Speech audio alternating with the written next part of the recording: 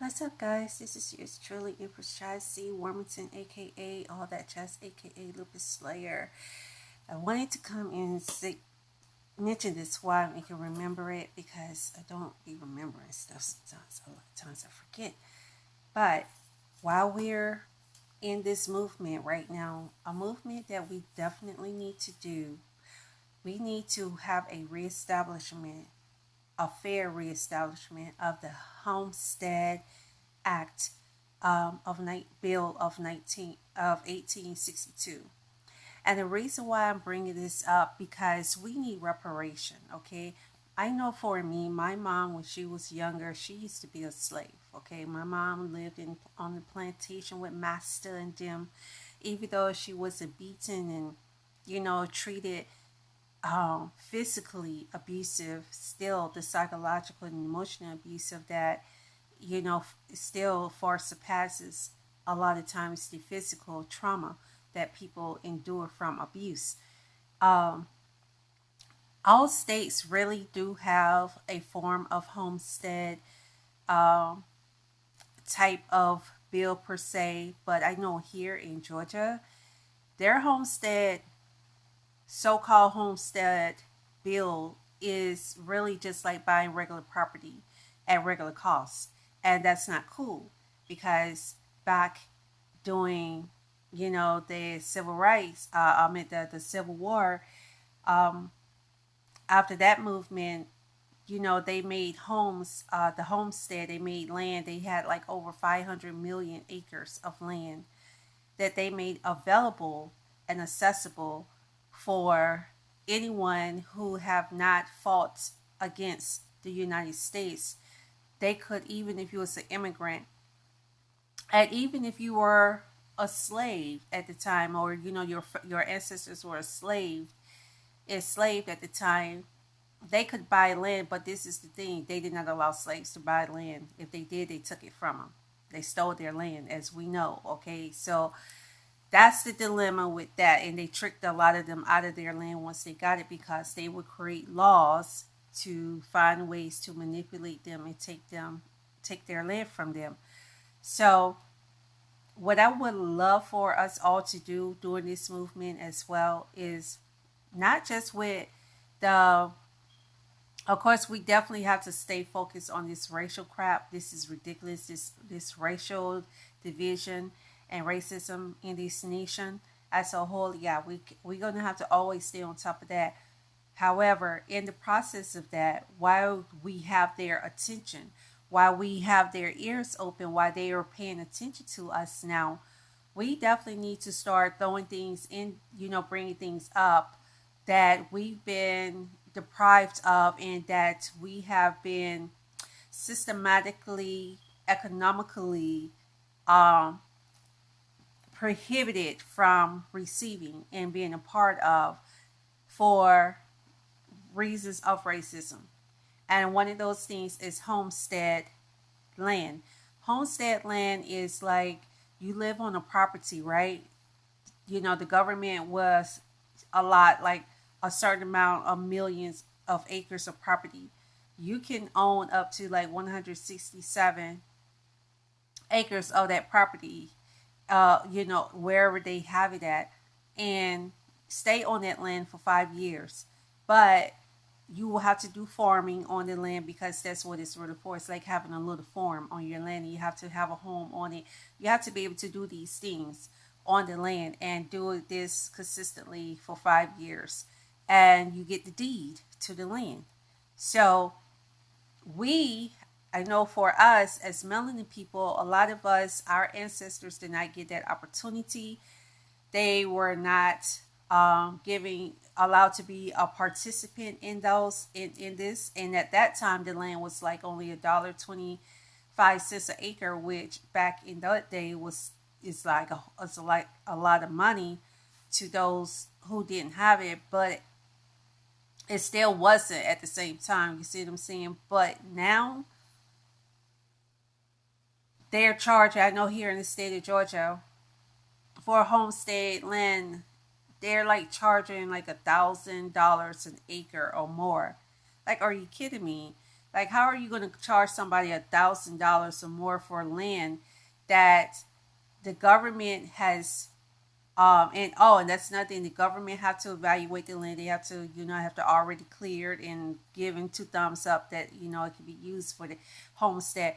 But my thing is, this land was stolen, and what really just blows me even more is the ones who set these type of boundaries and these laws are immigrants themselves. They were running from Hitler. Okay, they was running from the Nazis, and they came over here to North America, and they befriended the indigenous Indians because they never seen guns. They didn't know what guns were. Only thing they knew is they saw this gun. If it was shot, something came out of it and it killed people or injured or wounded people instantly. They're way more than they bow and arrow, and they were faster. The bullets faster than they bow and arrow, and they can, kill more people or wound or harm more people in a less amount of time than it took for a bow and arrow. So that was like one of the trades that they did. But with that trade, and that's why it's so important for you all to understand history. When and this don't they don't teach you this stuff in school. They don't teach you this in school at all. Okay, but in that part of the Indians' agreement with the Confederates, because they didn't know at the time they were Confederates. They didn't understand, rather should I say. They knew they were Confederates, but they didn't really understand what that meant. But when they came over and they started, doing, you start stealing up land and taking land from people and the indigenous people. I would put it to you this way. We have a Chattahoochee River here in Georgia. We have a lot of Native Indian territories here in Georgia. Majority of those properties, they have stolen it. These immigrants, they came over here running from Hitler, running from the Nazis, came over here. They stole this land from the indigenous people, just bombarded it, took their land, took over, and made it their own, and displaced, forcing the indigenous people to become displaced. Okay, that's why you see more and more of them more towards like Alaska, Canada, towards those areas, and of the United States, versus seeing them more like in the Midwest and Mideast like you used to. You see some, but not as much. I mean, look at what they did with South Dakota. How with the pipeline, how they ran those indigenous people out, killing them, burning them and stuff to steal their land. And this was like not too long ago. That was like when dumbass took president's seat, of the United States. So that wasn't too long ago. So this is the same mentality that they have, where they have this idea that and feel this entitlement to disappropriate us and deprive us of having things so that they can have everything. And they create laws and they create bills to accommodate them and to justify what they're doing. And so people have gotten tired of it, because now it's to the point where with policing, as we all know, policing has never ever been about to the protection of the people, of us.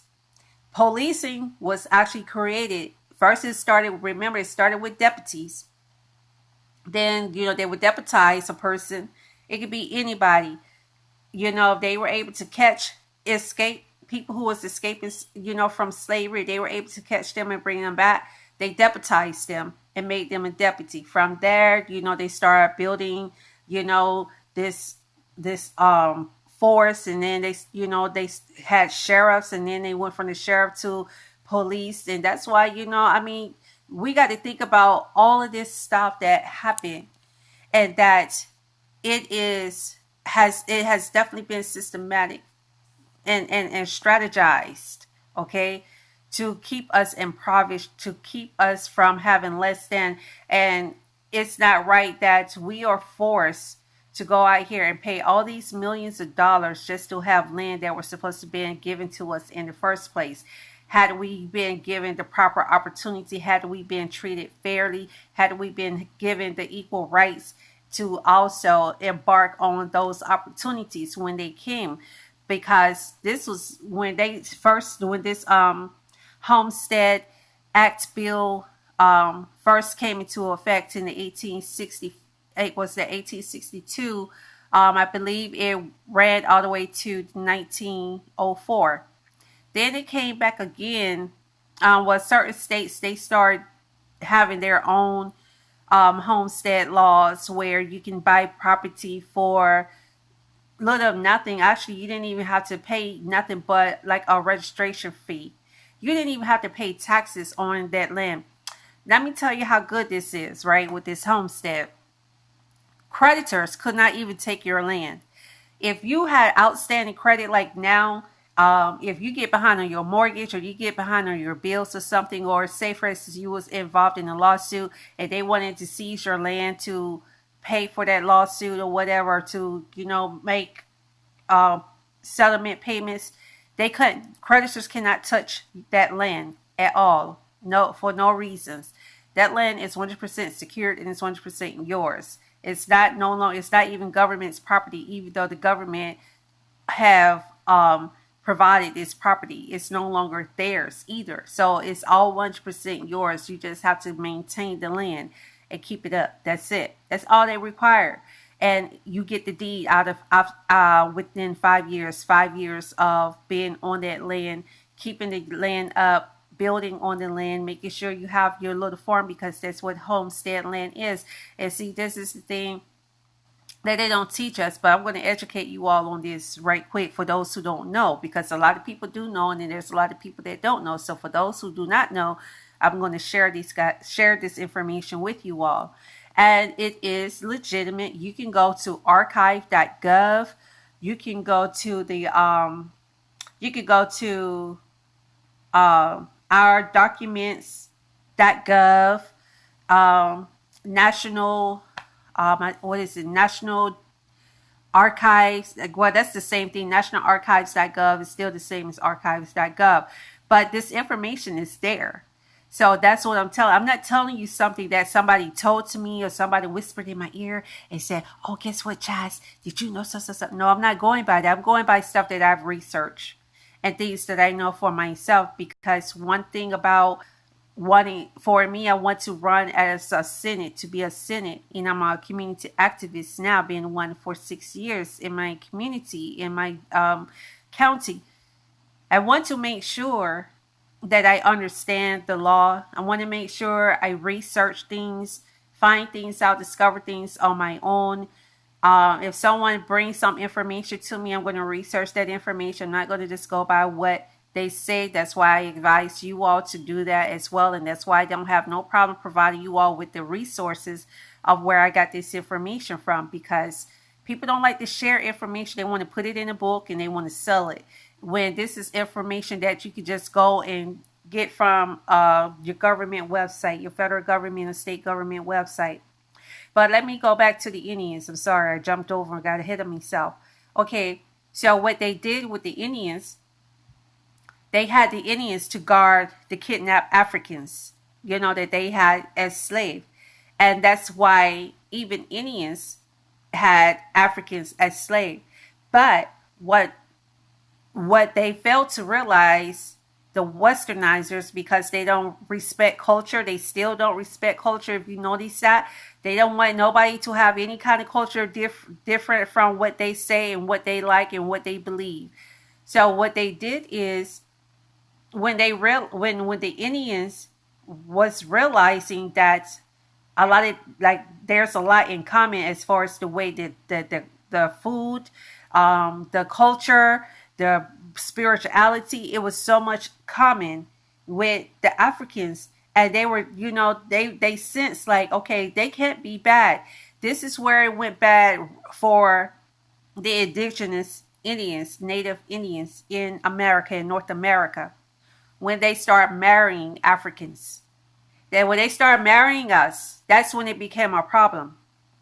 And that's why you even still have to dates where you have ancestors of some of these Indians, native Indians, that are angry at us because they feel like we did something to cause their ancestors to fall in love with our ancestors, and they engaged in, you know, this love festival. And then not only that, also you got to understand that for the longest of time, for generations after generations, for centuries after centuries, racist Caucasians, racist Westernizers, West, racist Europeans have embedded in every nationality of people and group of people they have came across, that we are bad, that we are savages, that we are barbaric, that we are this, we are that.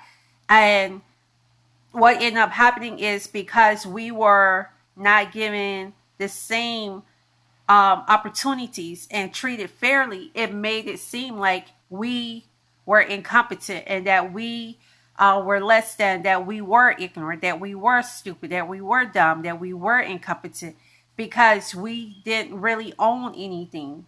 You know, even though Madam, I need to kick myself.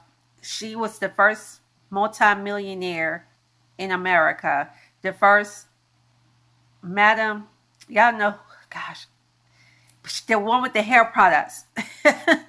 She was the first millionaire and a woman in America, melanin woman in America, okay? In North America. I'm not talking about South America, no other America. I'm talking about in North America. She was the very first.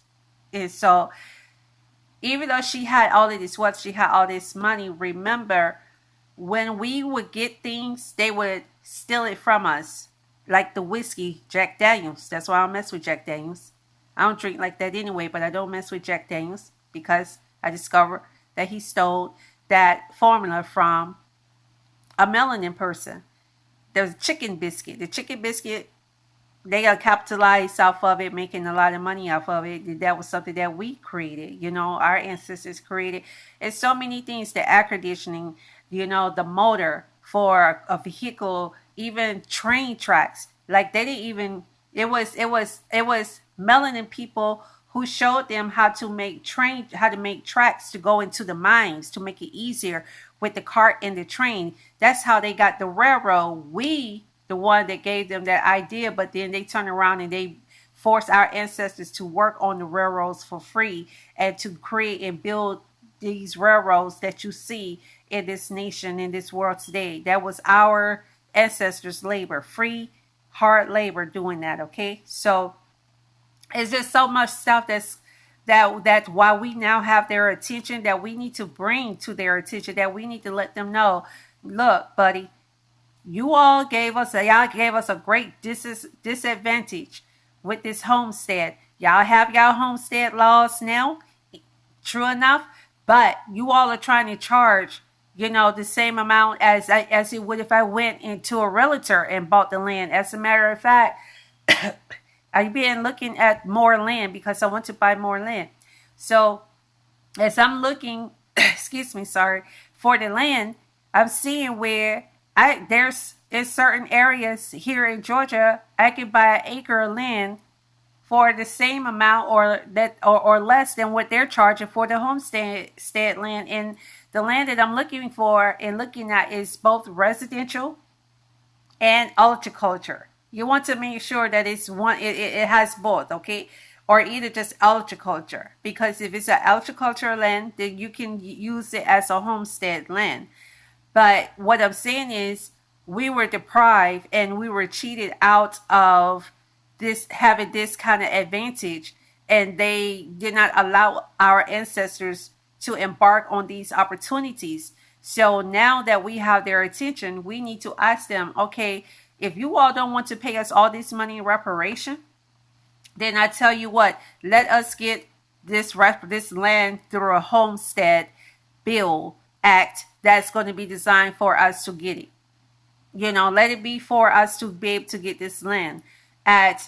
Instead of paying $1,000 for an acre of land, how about we do it how the bill was originally made, where you just pay a registration fee. We have to stay on the land for 5 years, keep the land up, build up on the land, like build your home and stuff, have your garden, have your livestock. You know, you don't have to have like, cows and horses and stuff. If you don't want, you could just have like a chicken farm. You can have goat or whatever, and you don't have to sell it.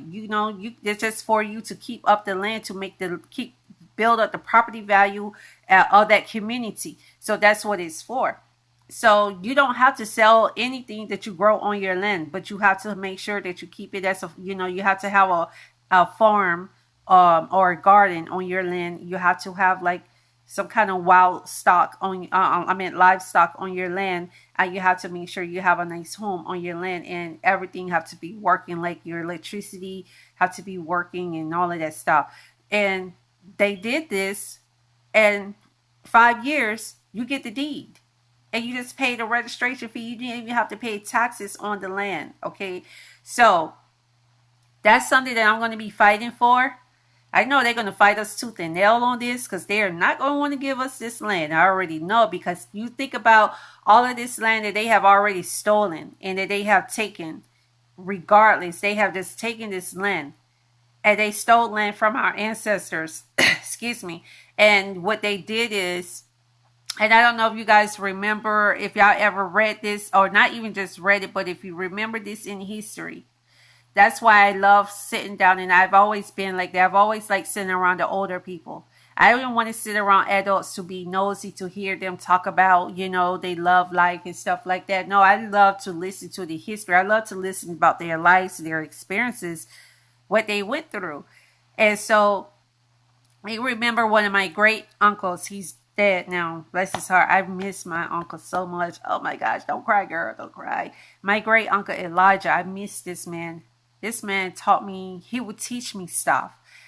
And I really wish I could have lived with him and stuff, because he was really, the best uncle you can ever ask for.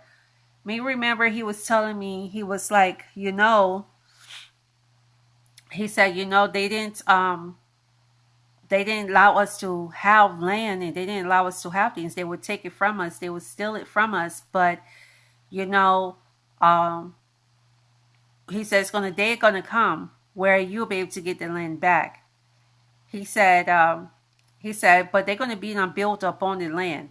And he said that they're gonna pass a bill. He said, this is what they did. He said, what they did is, when they stole land from us, he said they created a bill, and they put that bill in effect the same day. That's why I keep telling people, don't take long for them to pass a bill. If they want to pass a bill, they'll pass it. But what they did is, once slavery had not yet been abolished at this point in time, it was coming close to it. But what ended up happening is, when the kidnapped Africans' land was stolen from them, they could get it back, but they had to claim it within a certain amount of time. But remember, then they wouldn't allow us to read the newspaper. They didn't allow us to read things. They didn't allow us to have access to what was going on. They kept everything hushy. They didn't allow our ancestors to know what was going on.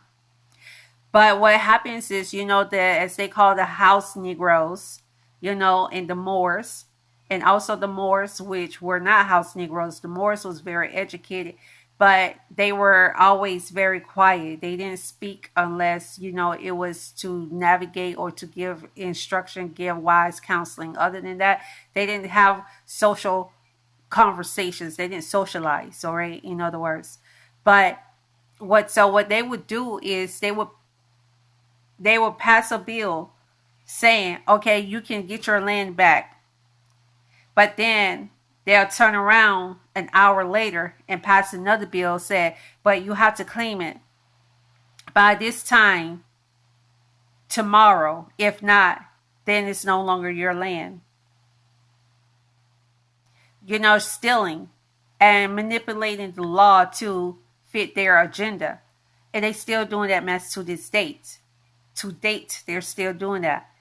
So a lot of melanin people lost their land because of this predatory law and bill that was designed to prevent them from getting rightfully their land, from having rights to their property, and allowing these immigrants, European immigrants, westernizers, to come and steal their land.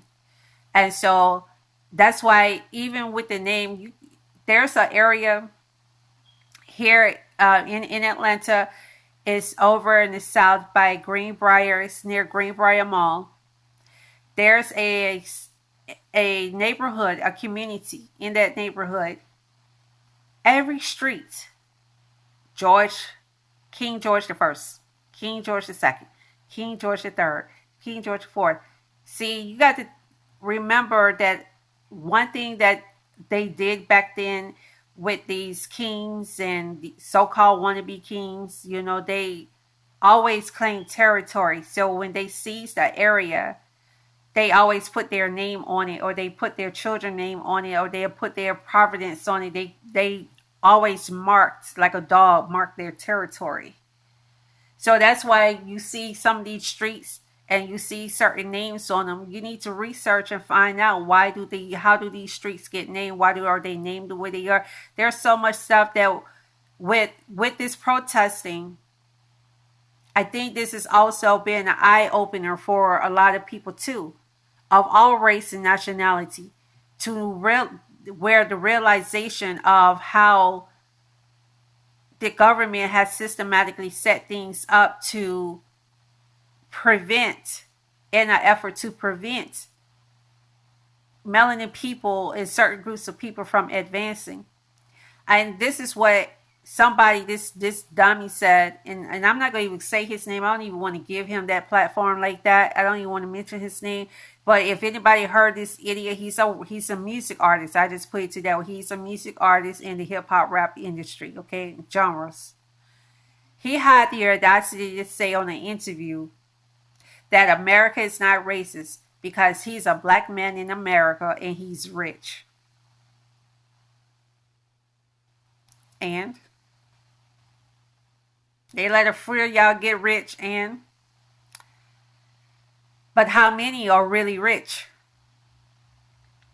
Not just here in America. See, you got to understand, a lot of these American-owned businesses, especially like these corporate companies, they're owned by a lot of Europeans. There's an area now in Great Britain, that I could take you all to.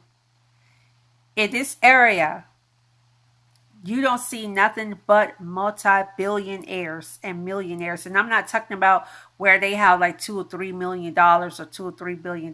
No, these heifers, they have like money. They have like $6+ million. They be having like $50+ billion.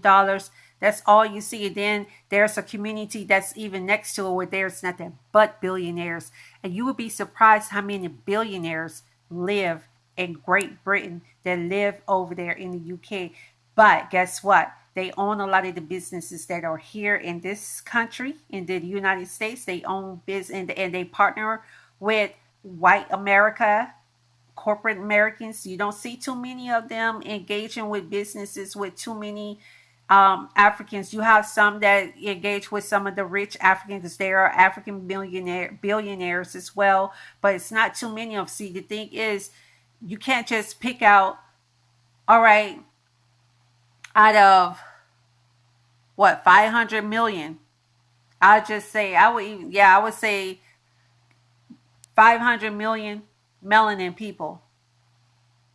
Out of the 500 million melanin people, you only have what, 0.2% of them millionaires, in comparison to if there's 500 million Europeans, westernizers, and almost half of them are millionaires or billionaires. That's a big difference, right? That's a big difference, a huge difference.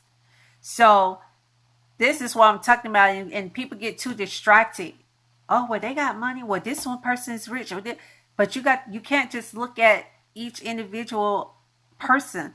You have to look at the whole race. You have to look at the whole group of people. You have to look at the whole army of people and say how many melanin people in America, in the USA, or in the UK, in Africa, are billionaires and millionaires, multi.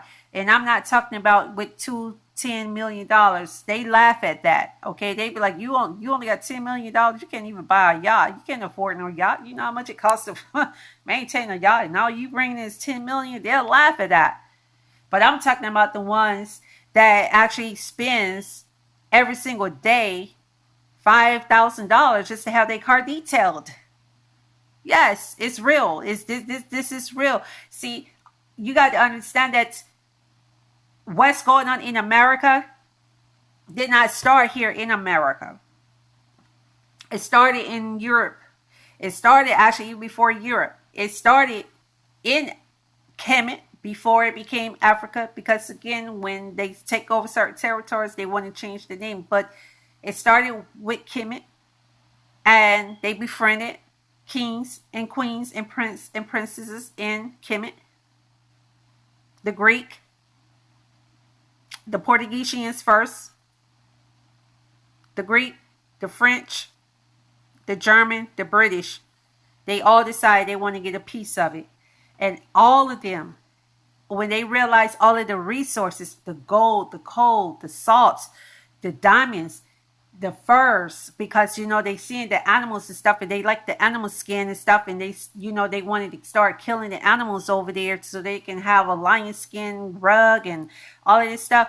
They capitalized, and they still doing this today. And now the Chinese people are over there doing that, which is like really funny to me, because if you really look at the map, you go back, you look at a historical map back like in the 1700s. Go to your archives. You can even go on archive.gov and you can find a map of how Africa and China and Indonesia and Thailand and all of these Asian countries, how they were before. Remember, before the Great Flood, and it didn't have anything to do with religion like they tried to make it out to be. No. Excuse me, it did not. Once they start digging and doing stuff, ice start melting, and things happen. But if you think about before all of the division came, all of these little countries was connected together. For instance, if you ask someone from Morocco, most people don't even realize that Morocco is Africa. But they don't like to refer to themselves as Africans. They just like to Moroccans. They don't like to say, I'm Moroccan. I'm from Morocco, Africa. They want to say I'm Moroccan.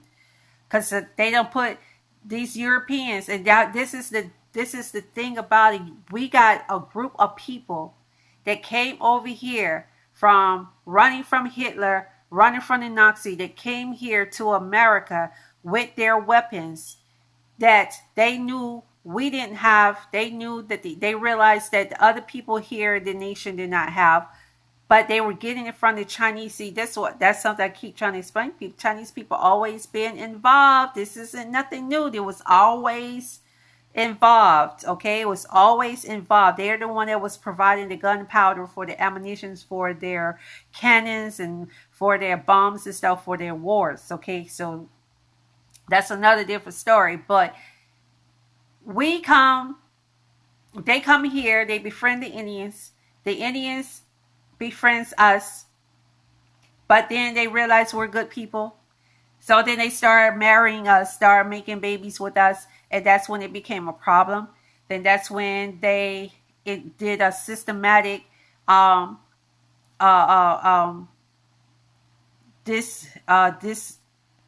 dislocation. I'm sorry, dislocation of Indians to throw them out of their territory. Tuscaloosa. You think about all of these different Indian names, where they come from. Where the Choctaw, you had the Choctaw, you like people Cherokee. You got the Mystic. Stop. No, I'm sorry, my rabbit doing too much. You got all of these different Indian tribes that's out here. Let me make sure that that's got displaced and dismembered. But because for so long they've had such an opportunity to belittle us and to brainwash so many people to make us look inferior, that's why a lot of people, a lot of nations look down on us and think that we are inferior to them. Because this has been embedded. This isn't something that just started. This has been going on for thousands of years, okay? This didn't just start. It's been going on over 400 years, all right? But we have to, while we have our governor's attention, while we have the White House attention, we need to let them know, look, we need a Homestead Act bill like the one that was in 1862, where we can get land and don't have to pay for it like you guys allowed the European immigrants that came over here as settlers when they were escaping the Nazis and Hitler. Because you guys gave us a great disadvantage. And you all even stole the land. Y'all even created bills. And I'm going to pull that bill up. It's in the archives.gov. I'm going to pull the bill up where they, even like now, they still have, the bill still exists actually, where you have a certain amount of time to claim property. If not, then, it's called statute of limitation. Then it belongs to the state. The city can take it, the state can take it and have ownership of it. But that same bill back in the 1800s, 1700s, 1800s, early 1900s were never meant for us. It was tainted, where they put it out and then only gave you a day to claim it. But then they didn't tell you about the bill until the court was closed. So you couldn't even go to the court to make the claim anyway, because now the court is closed. They knew you weren't going to be able to go to the court. So that's how they systematically did things to try to keep us from advance, to keep us from having land and having farm and having our own homestead. And they give it to, they just let only Caucasian people and Europeans and some of the indigenous Indians were able to get it. But most of the indigenous Indians who were able to get it, they actually have French or British leaders or mentors or conservationers or something like that. And that's true. You just you don't believe me? Go to any Caribbean island.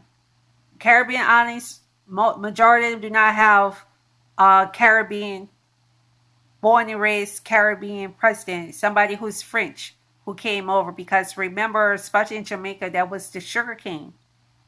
They were good for the sugar cane. So that was where they had the sugar cane farms and stuff. And then you got to remember the hawthorns that had the sugar cane farm. It's just so much stuff. It's so much enriched history, with the salts and just the cornmeal, the flour. Oh my gosh, we can go on and on. But I really just wanted to tell you all about this homestead. And I want you all to make sure that you guys get a petition together. And, when you're out and about, ask people, tell them about, try to brief them on the home bill, on this homestead bill, and tell them how important it is for them to make sure that they make a claim to that, because that is part of reparation, and it is also a part of what is truthfully and legally owed to us. But when you don't know, you just let stuff ride. We let stuff ride because a lot of stuff we just didn't know. Things that we did know, sometimes we were just too afraid to act out on it, or we didn't get the support and the support and backing that we needed, or the government didn't want to listen. So what? They don't want to listen. Keep telling them. Of course, they're not going to want to listen. So if your child don't want to do something, you want to just stop telling them not to do it. If they keep doing it, no. Especially they living under your roof. You're going to be like, you in my house, my rules. But yeah, we we had such a disadvantage on so many levels. And they even, with a lot of the property, they turned them into projects. I bet y'all didn't know that, did you? A lot of it, they turned into projects to be owned by the city, owned by the state, owned by the county. Because usually when that happens, it's hard to get that land back. But just because you can't get that back does not mean that they don't have land available that they can appropriate to you rightfully, because it is rightfully yours. And because we were not given the same opportunities as the European immigrants that came over here and that's actually created this bill and set up this bill. Abraham Lincoln, I think he revised it. He had revised it, and that was for, I think that happened for maybe like 4 years. It went again for another 4 years, but then now it's to the point where the federal government has pulled completely away from it, and each individual state has their own homestead bill. But I'm going to definitely be fighting for the one here in Georgia to get it where it's like it was, how the original one bill was, where you guys appropriated a certain amount of lot of land. And what they do is, that's why with the census, they go by the census, how many melanin people live in this states. Okay, we got this many melanin people live here in the state of Georgia. This is how much land we're going to have available. And this would be fair for, each person to be able to get this much land and that much land. So that's going to be a bill that I know that they're going to fight tooth and nail to not want to pass. But I'm going to try my best to put as much pressure as I possibly can on them to pass this bill for us here in this state. If you, wherever state you're in, check that state Homestead Act bill. Find out about it. You can just go to your state website, like here to be state.georgia.gov. So just check your state's website and type in homestead land and see what comes up, and you should get some information about the homestead land bills that they have set up in your particular state, and how you go about applying for it and all of this stuff. But is this like here in Georgia, they have it where it's like you be better off just going through a real estate agent. And they even mentioned that to go through a real estate agent on there. That's one of the processes, is going through a real estate agent. Why should I go through a real estate agent? That's just buying land. That's all it is. There's no reparation in that at all. So anyway, just wanted to share that information with you all while I remember, because I kept forgetting to tell you all, and it just came back on me because I was designing. I design furniture and I build furniture as well. So and bags, like my bag back here stuff. So I be doing building stuff, and I sell them. Yes, I sell them. But so when I was doing that, it came to me. So I was like, oh, okay, let me go ahead and do this video right quick and let you all know. So hopefully this is some information that help you all out. If you want to learn more about the Homestead Bill Act Bill, of 1862, just go to archive.gov and type in homestead, and you can look it up. Or you can, even if you just put homestead land in the Google browser, it normally would just pull up. It normally would be like the second or third thing listing that shows up, archives.gov or nationalarchives.gov. So just do your own research about it and see what it was about, and you will be surprised. You could be like, wow. And then the fact, because it was during an era where they did enslave our ancestors, then that clearly shows that it was a major disproportion of us being able to have that kind of legacy and inherits the land and have, this type of legacy for our generation and our future generation and stuff, and that's not fair. So while we have their attention, let's go ahead and bring this up to them, okay? And please keep in contact with me. Let me know how things work out with that. I'm going to actually do a blog on my website on zheenllc.com. I'm going to put this up on the website next week. I'm not going to do it over the weekend. I'm going to do this next week, maybe Tuesday. I'll do it on Tuesday. And I'm going to create a blog.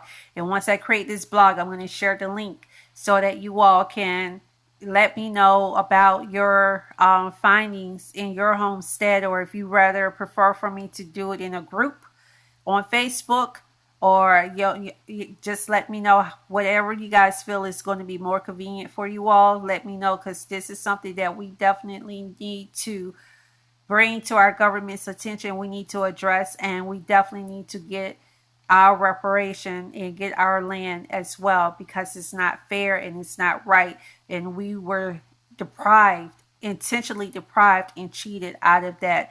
And there's still plenty of land left where we can get a part of that land and stop letting all these developers buy up land, because a lot of this land that they're buying up actually rightfully belong to us anyway. It really does. So we want our damn land. All right. God bless, one love, peace. Thank you guys for watching, and I hope you all enjoy your weekend. Be safe. Please be careful if you're out there protesting. And to everybody who's has had their business vandalized, I'm so sorry. I hate that you had your business vandalized and broken into, or had looters come in here and destroy your business. I do apologize, or your home or whatever. Anybody who's dealt with any kind of police brutality or inequality, I'm so sorry. I really wish it did not happen to you all, but this is why we have to stand, and we have to stand consistently, and we can't be quiet. We cannot be quiet. I don't care what kind of armed forces they send out, first and foremost. And I'm going to say this right quick. When it comes to the National Guard cannot force you inside your home when you're on your property. They cannot do that. That's a violation of the Third Amendment. They cannot even seize you if you're sitting on your doorstep. You sitting in front of the steps in your door, and the National Guards came back to us. Oh, curfew. You're at your home. It says you're supposed to be at your home, at your residence. You're at your residence. They cannot then shoot at no rubber bullets at you, or even the cops. They can't shoot rubber bullets at you. That is a violation of your civil rights. And people, I'm going to tell you all this right now. We're going to have to get to the head, which is our governors. Because once we get on their asses, they're going to start putting heat on the White House, on Pennsylvania Avenue. They're going to start putting heat on them, because they're not going to want to catch it. You see how those Buffalo police, that dumbass so-called himself creating to handle rioters, all 57 of them quit resigned after the incident with the 75-year-old man, because they're just like, damn, we can't even do stuff. Yeah, because they're starting to get a dose of their own medicine now. They're realizing that they're not going to be able to just go out here and do stuff and get away with it now. So because they're not going to be able to just go out here and push us around and treat us any kind of way without having any consequences, it's become a problem. Force the governors of your state to make these officers have full 100% accountability. The Attorney General in Minnesota, Keith Ellison, you guys need to put pressure on the governor and on his ass to upgrade those charges to first degree, because it is first degree. That man clearly knew he was killing Mr. Floyd. He knew it, but he didn't care. He didn't care at all. He was laughing. He was smirking, had a little smirk on his face, and he was pressing his knee into his neck. Every time Mr. Floyd was like he couldn't breathe, he'll press his knee in his neck even harder, and actually moving his knee and pressuring it down into his neck. Like, are you kidding me? You can't give him no second-degree murder. That bitch knew exactly what he was doing, and he needs to pay first-degree murder. All four first-degree murder, because they all participated in that. All of them. So It is what it is. I don't feel sorry for them. I want them to get death penalty. They need to. These cops out here, we got to take a stand, stay consistent with it. Don't let it die down. Let's keep this noise going. Let's keep up uproar. Let's keep raising hell. Let's keep making demands. But most importantly, we have to make sure that we're at our governor's offices. Keep the heat on your governors. Keep the heat on your attorney generals. Keep the heat on your mayors. And another thing that we're going to have to do, you're going to have to start. Everybody ain't going to do it, I'm quite sure, because that's a ridiculous request. But we have to start becoming who we want to see in office. You don't like the way they running shit, then you get in office and you run it the way you want it to be ran. If you don't want to do it, find somebody else that is trustworthy, that you know who will be interested in it, who want to do it, and you support them. Y'all build y'all support team to help get that person in office. Because as long as the wrong people are in office, they're going to continue to be defiant. Because look at how things are. Look at how things are. We shouldn't even have to go through this just to have equal rights. But that just shows you that they don't want to give us equal rights, and they don't want the police, law enforcement to be held accountable for the shit that they do to us. All it is. Because they just don't want to give us our rights. Are you kidding me? I'm a human being. I'm not no damn computer. You put a chip in and motherboard in and program and stuff to do what you want. No, I'm a damn free human being like you. All right, I'm done fussing. God bless, one love, peace, and thanks again. You guys be safe out there. Good night.